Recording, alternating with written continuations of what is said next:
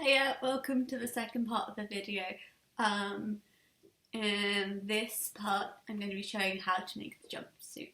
So, quick disclaimer, I am not drunk, I am not high in this first bit, in this first intro clip. I was just very excited to get it going, and I think I was just running off the adrenaline. I thought that I'd be able to get it done before my tutorial, honestly, later that afternoon. So I was just very caffeinated, very excited, and yeah, not high or drunk. Oh, and by the way, the format of this, if it's quite jilted, is from my Instagram stories, so suddenly the camera's going to flip that way, and yeah, it's just the process in 15-minute clips of me making this thing. So yeah, enjoy. Good morning. So today's the day that I make the jumpsuit. I'm basically going to be making it from an existing pair of trousers that I know fit perfectly well. So that means everyone can do it. Yeah, let's make some trousers. This is the nicest piece, but it's only a small piece, so I got to figure out how to use it, because the rest is super plain. But yeah, that's how it turned out. How nice is that? It's really pretty, but that's not the one I'm going to be using right now. I'm going to find a purpose for it, maybe for like details or something. I've got my fabric, I got some trousers which kind of semi-fit, but they're quite elastic, so I'm just going to draw around them way bigger.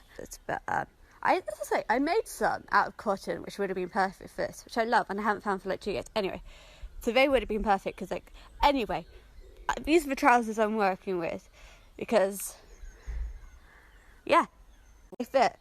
So I got some scissors. I don't know which ones are going to work, so I've got 3 pairs, and some pins.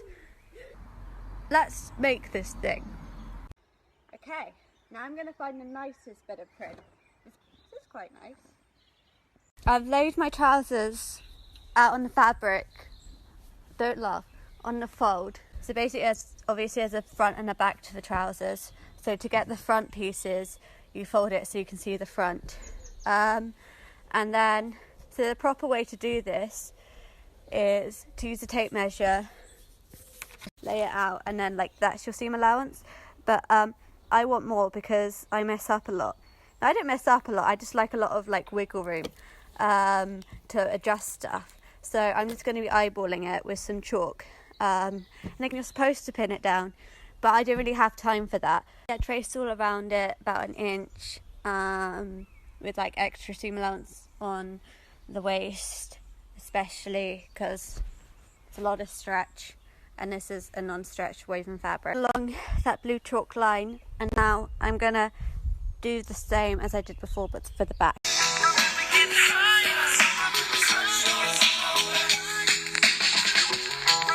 Yeah, just cut the back pieces out, and now I'm going to show you how to pin them in place. I think I was wrong in saying this was the front and this is the back. This is definitely the back and that's definitely the front. Anyway, let's just see how they fit when I put them on.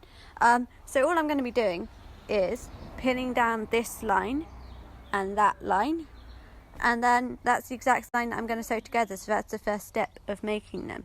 I'm pretty much sticking to the edge, so, and obviously avoiding the pins, because that can break a needle. As you can see now, I've stitched both of these crotch seams, and yeah, if you fold it out, you can kind of see the shape of the trousers taking place now. So now, basically, I'm going to place one on top of the other, like that. As best as I can, I matched up the front and back, placing them right sides together, so the 2 seams facing that way. And now I'm going to sew along the edges of the trousers and along the middle, the crotch of it. Alrighty, we're back.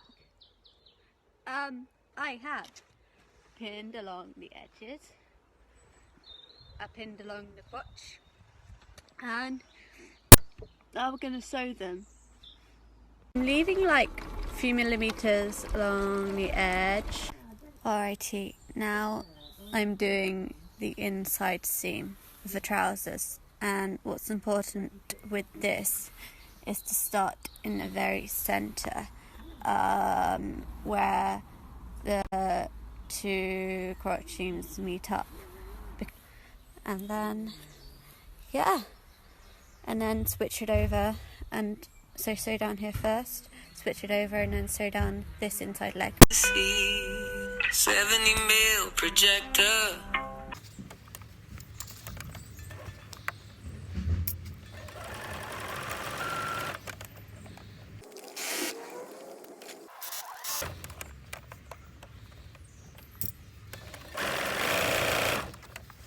Time to try the trousers on for a fit, and in this stage you can see if any adjustments need to be made. Still inside out, because so I can pin it if need be. I also can also figure out which is the front and the back at this stage. So as you might be able to see, the waist is way too big, and the legs are way too long, but that's fine because we can work with that. So as you can see, I decided to pop a couple of dots in at the back and one at the side, and then like a huge one at the front because the seam just needs to be taken in, and that was literally just pinching around, seeing where it needed to be taken in, and then once I have them out, I'll properly measure and make sure that they're all in equal places. Also, obviously I'm pinned in right now, so I can't get out of them because there's no zip in them. Also, ignore the mirror next door. So I'm just marking along the pins at the front because they're the easiest to take out, just like with the chalk. So I know where to put them back in, and then hopefully I'll be able to get out of them this way and know where to repin. So that's just a quick how you actually get out of them. So I've drawn in my dart here. It's about 3 inches from the side, 2 centimeters across, because that's how much needs to be taken in, and about 13 centimeters down. So now I'm going to match the exact same on the other side. This is for the butt darts. All I'm doing now is sewing down this line, and that's how you create a dart and you take it in. Like, I've just realised that I've sewn it up again. Remember to always leave space on the side free. I'm going to go unpick this seam now so I can get into them. I took the executive decision to have a nap in the hammock instead, because as you could see I was going insane. Day 2. I was in a rubbish mood. Try to ignore that. Yeah, day 2.